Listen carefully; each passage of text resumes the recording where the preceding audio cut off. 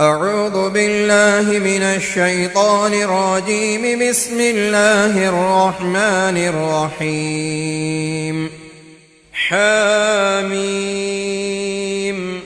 والكتاب المبين. إنا أنزلناه في ليلة مباركة إنا كنا منذرين فيها يفرق كل أمر حكيم أمرا من عندنا إنا كنا مرسلين رحمة من ربك إنه هو السميع العليم. رب السماوات والأرض وما بينهما إن كنتم موقنين. لا إله إلا هو يحيي ويميت ربكم ورب آبائكم الأولين بل هم في شك يلعبون فارتقب يوم تأتي السماء بدخان مبين يغشى الناس هذا عذاب أليم ربنا اكشف عنا العذاب إنا مؤمنون. أنى لهم الذكر وقد جاءهم رسول مبين ثم تولوا عنه وقالوا معلم مجنون. إنا كاشف العذاب قليلا إنكم عائدون يوم نبطش البطشة الكبرى إنا منتقمون.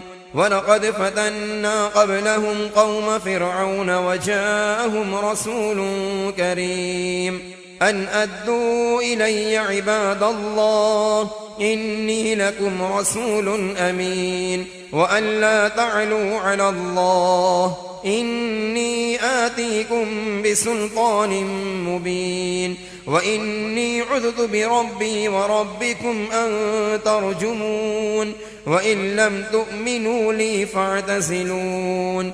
فدعا ربه أن هؤلاء قوم مجرمون فأسر بعبادي ليلا إنكم متبعون واترك البحر رهوا إنهم جند مغرقون كم تركوا من جنات وعيون وزروع ومقام كريم ونعمة كانوا فيها فاكهين كذلك وأورثناها قوما آخرين فما بكت عليهم السماء والأرض وما كانوا منظرين.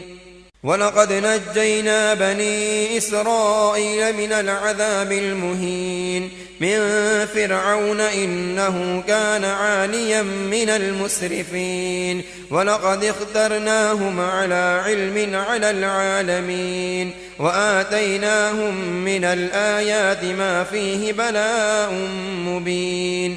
إن هؤلاء ليقولون إن هي إلا موتتنا الأولى وما نحن بمنشرين فأتوا بآبائنا إن كنتم صادقين.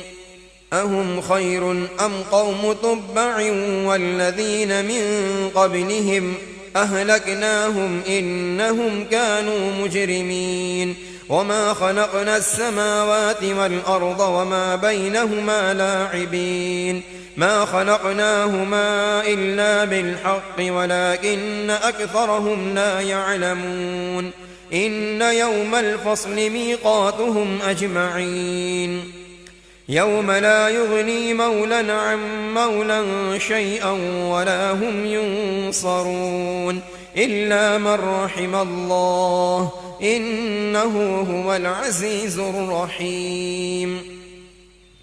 إن شجرة الزقوم طعام الأثيم كالمهل يغلي في البطون كغلي الحميم خذوه فاعتلوه إلى سواء الجحيم ثم صبوا فوق رأسه من عذاب الحميم ذق إنك أنت العزيز الكريم.